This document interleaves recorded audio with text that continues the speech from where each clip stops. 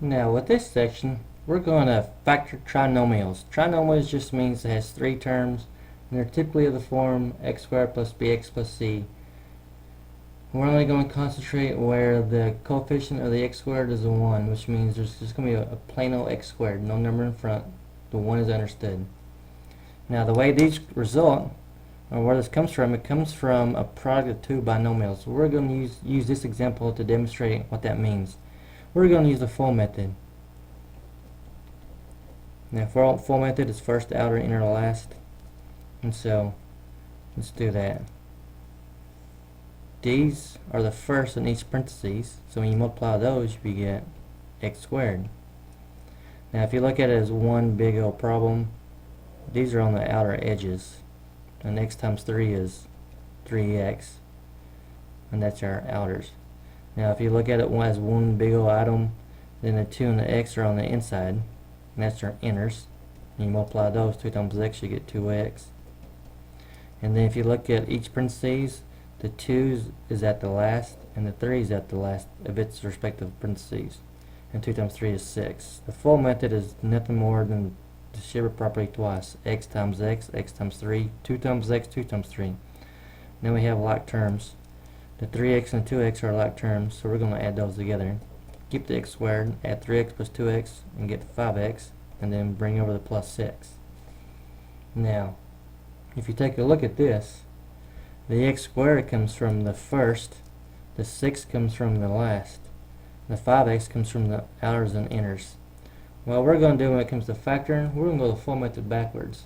I call it the FL method, or the method.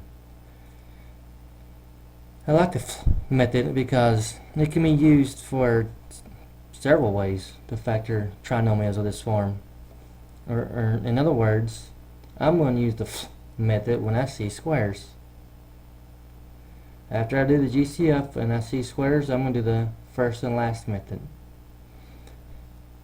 And it probably make more sense as we go. Now what this means is you want to find factors of the 1 and the n such that when you add them up you get the coefficient of the x term, the b.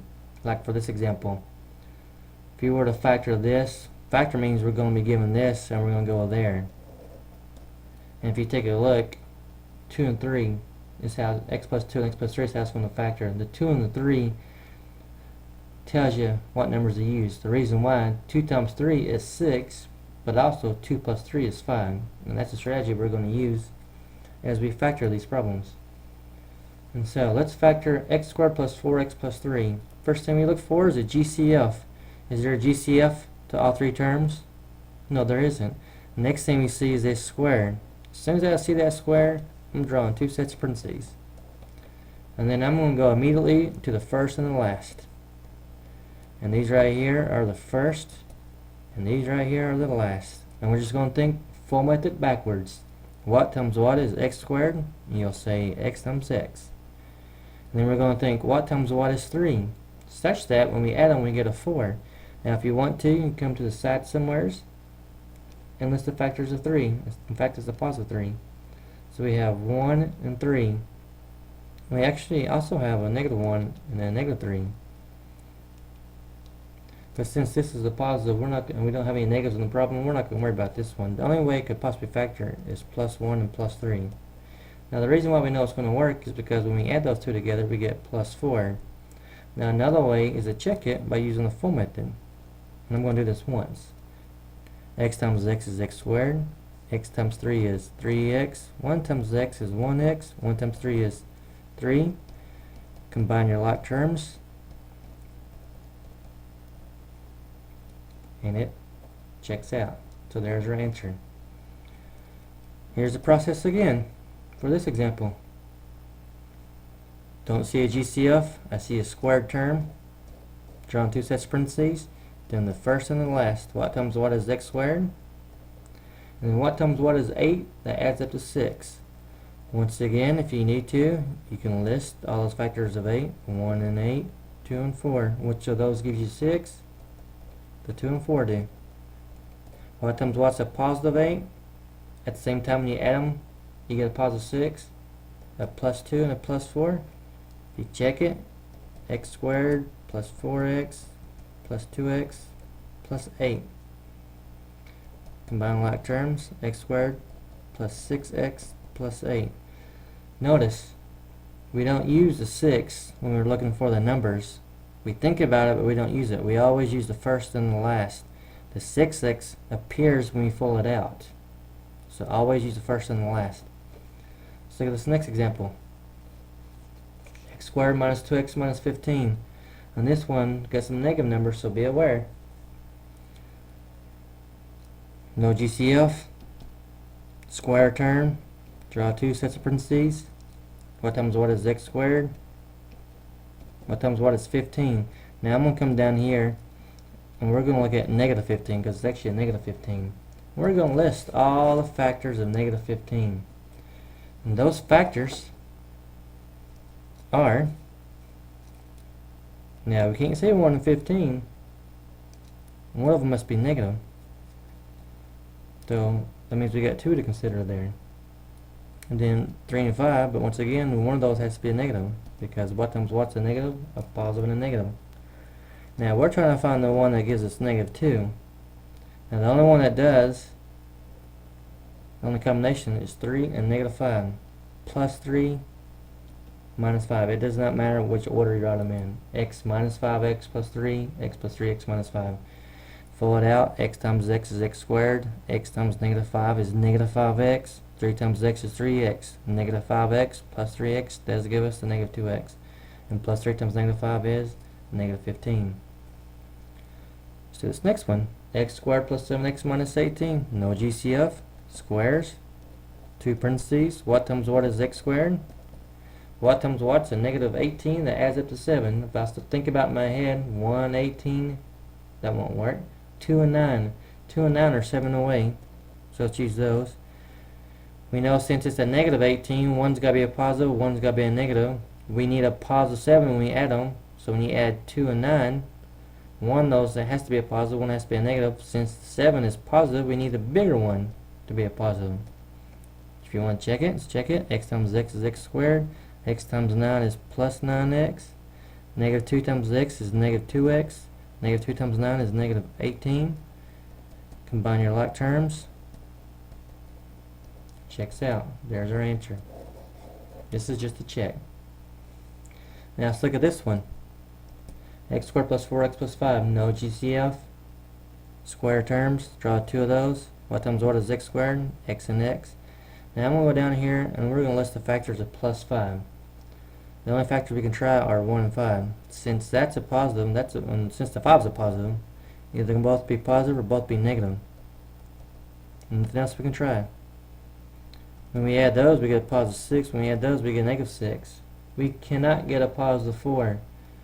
Now every expression is going to factor. And when that happens, the answer is prime. So be aware. You can get prime answers and you will get prime answers. Let's do a few more. Let's do one that's got variables in them. No GCF. Squares. I see several squares. Two parentheses. Done the same way. What times what is x squared? X and x. What times what is a negative 28 that adds up to a positive 3? If you think about it, and if you list them, you can list them. I'm just going to list the numbers and see if you can find there a couple of 3 away. 1 and 28, 2 and 14, 4 and 7. 4 and 7 are 3 away. Since it's a negative 28, one's got to be a positive, one's got to be a negative. We need a positive 3 when we add them. The bigger one's got to be a positive, 4 is going to be a negative. And at the same time, we got to worry about that y squared. It's on the end. It's at the last. What times what is y squared? Y times y. You can check it. It will be correct. This one has next to the fourth. Doesn't matter. I still see squares. There's no GCF, but I do see squares. Drawn two parentheses, two sets of parentheses. What times what is x to the fourth? X squared times x squared. A little note here. Everything is positive there. Everything's going to be positive there. What times what is 16 that adds up to 10? If you want to, list them. 1, 16, 2 and 8. As soon as I see 2 and 8, I'm going to stop because I know that gives me 10.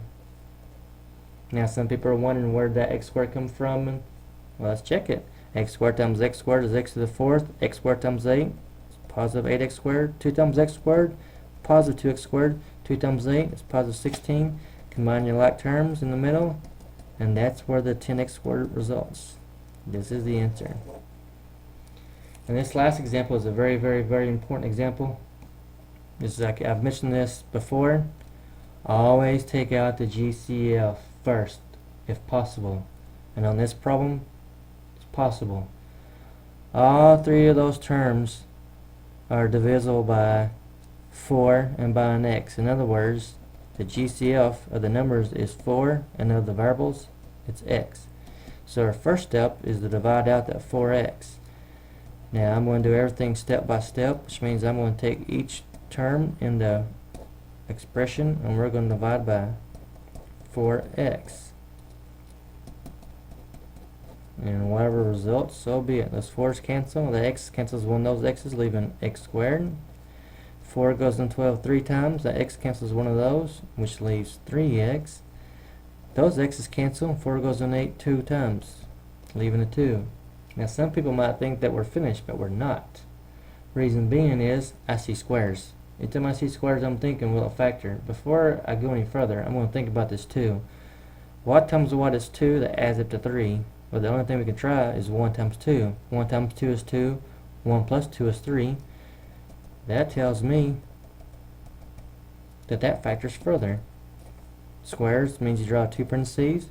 Doing the first and the last again. What times what is x squared? X and x. What times what is 2? 1 and 2. What times what's a positive? And when you add them, you get a positive. 2 positives. That's how that factors. Don't forget to bring down the 4x. And that's how you factor trinomials.